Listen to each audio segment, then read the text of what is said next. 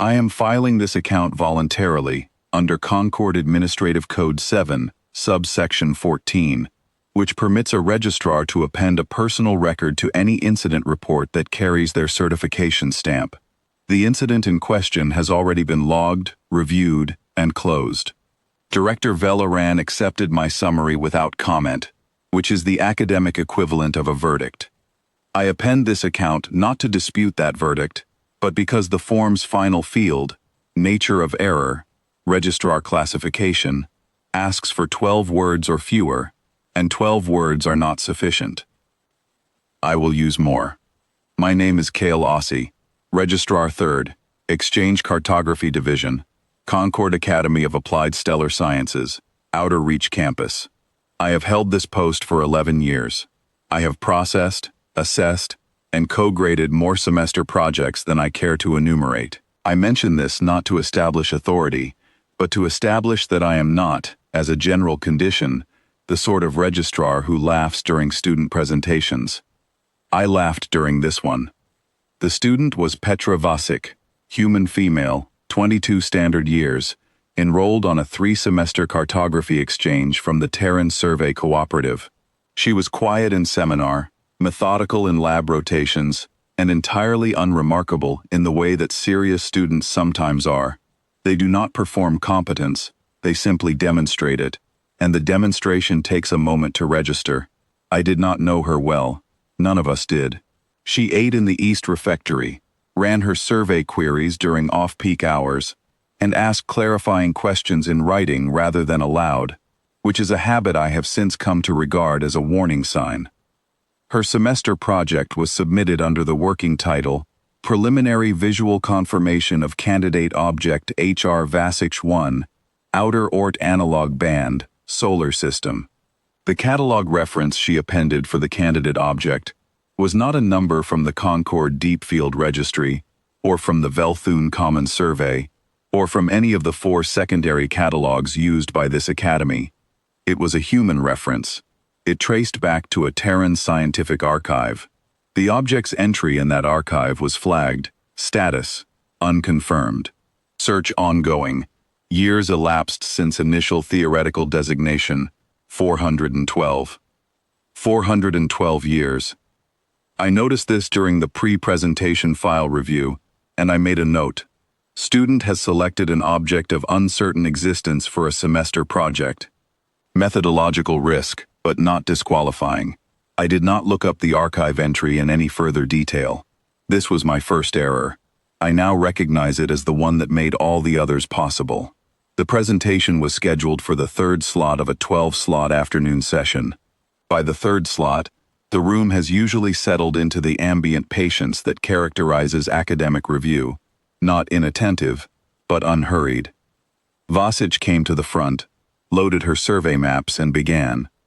She had selected the candidate object, she said, because it was already in her syllabus.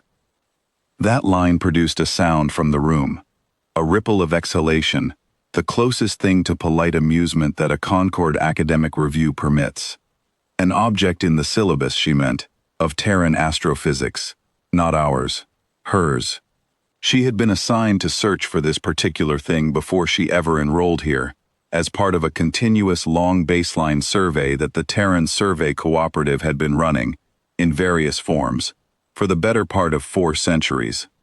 She had not chosen an obscure personal project. She had inherited a search. This is the point at which I should have asked a question. I did not. I was processing the phrase 4 centuries in the context of an unconfirmed object, and while I was processing it, the student moved on, and I let her. The next 6 minutes were methodology. I will summarize. It was thorough. The survey baseline she had established used 17 observation windows over 22 months, cross-correlated against Terran archive data going back to the original theoretical papers. She named 3 authors, none of whom I recognized, and whose titles I looked up afterward, and which I will not reproduce here, because they are long, and their specificity is, in retrospect, embarrassing to have ignored.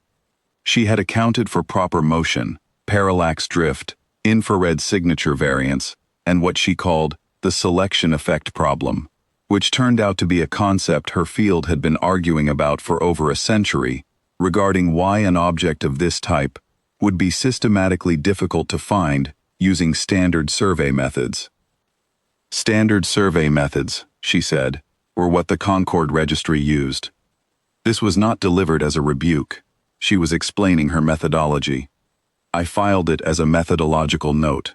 I did not understand, at that moment, that she was explaining why our catalog had listed her candidate object as probable survey artifact uncategorized, why we had looked at it and decided it was noise.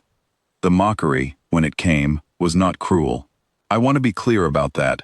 The room was not hostile. We were, I think, simply not following closely enough, and the gap between what she understood and what we understood had become wide enough that amusement filled it before attention could.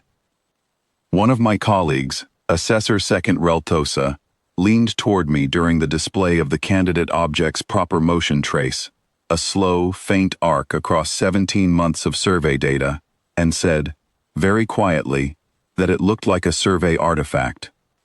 I agreed with her. Out loud. The room heard it. Vasic heard it. She paused for exactly the length of time it takes to decide not to respond to something. Then she advanced her display to the next slide, which was the object's theoretical history, a timeline beginning 412 years ago with a paper by a Terran astronomer who had proposed, on the basis of observed periodicities in long-cycle extinction events, that the human star system harbored an undetected stellar companion. The paper had proposed parameters: mass range, orbital period, approximate distance from the primary. The parameters were specific. The search had been running ever since. The room went quiet in a way that was different from before. Director Velleron, who had been sitting at the back of the room, reviewing intake forms for next semester's cohort, put down the intake forms.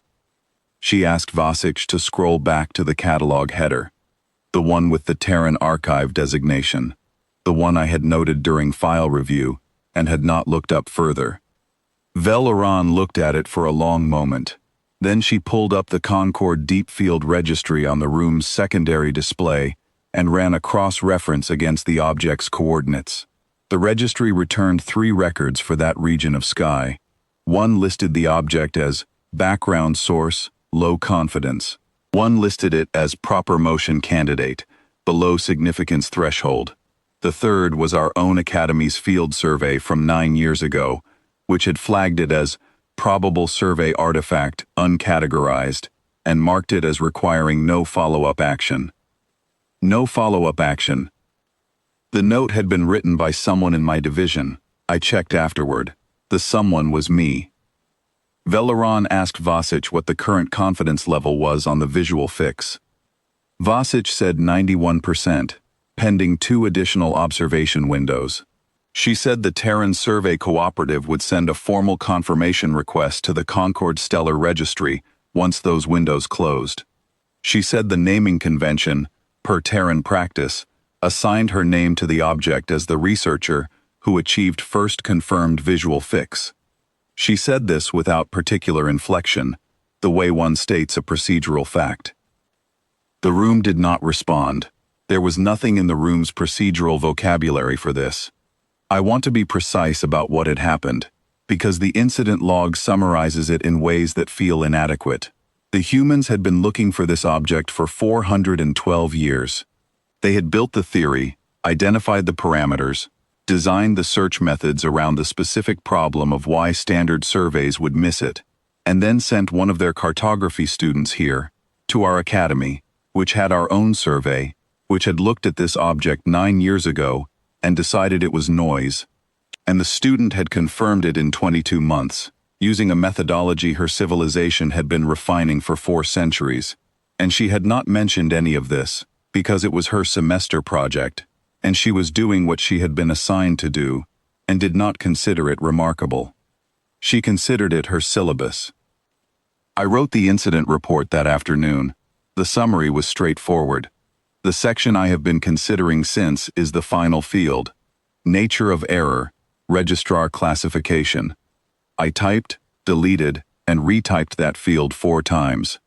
The form allows 12 words. What I settled on was this: insufficient familiarity with subject's own field of study. It is accurate. I have not found a way to improve on it. The confirmation windows closed 6 weeks later. The Terran Survey Cooperative submitted the registration request. The Concord Stellar Registry processed it. The object now appears in the registry under its Terran designation, which translates, from their language, as something roughly equivalent to ancient adversary, a name they had chosen 4 centuries ago for a thing they had not yet found, which I find, on reflection, to be a very human way of going about a search. We had it filed as noise.